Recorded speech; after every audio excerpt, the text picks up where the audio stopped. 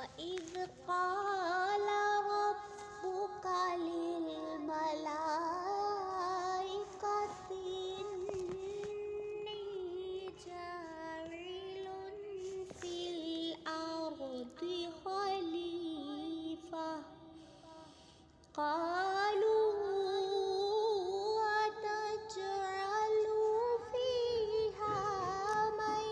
يفسد فيها ويسفك الدماء ونحن نسبح بحمدك ونقدس لك قال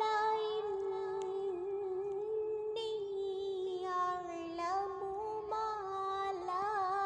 تعلمون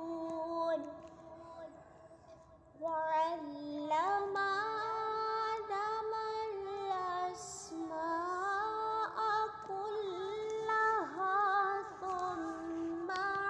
عرضهم على الملائكة فقال أنبئوني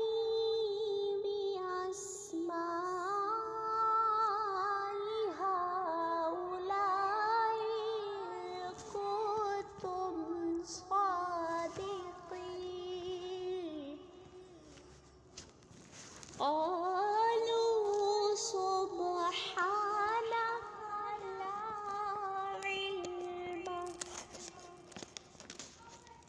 لا علم لنا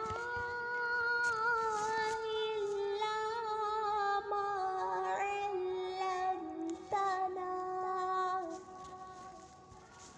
إنك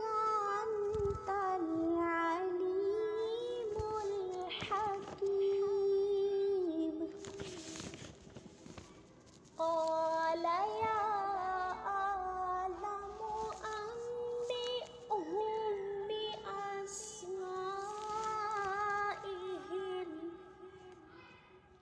فلما أنبأهم بأسمائهم قال ألم أقل لكم إني أعلم غيب السماوات والأرض وأعلم ما تبدون وما كنتم تكتمون وإذ قلنا للملائكة اسجدوا لآدم فسجدوا إلا إبليس أبى واستكبر وكان من الكافرين وقلنا يا آدم اسكن أنت وزوجك الجنة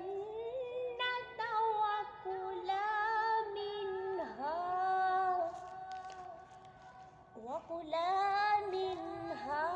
رغدا حيث شئتما ولا تقربا